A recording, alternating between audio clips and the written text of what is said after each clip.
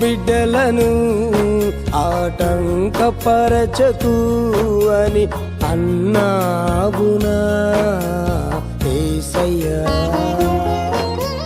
దేవుని రాజ్యము తీరిదే అని పలికావునా యేసయ్యా. యేసయ్యా, ఈ సమయమునా పీరిని ఎదుటికి తెచ్చాము యేసయ్యా. ఈ సమయమునా వీరిని ఎదుటికి తెచ్చాము.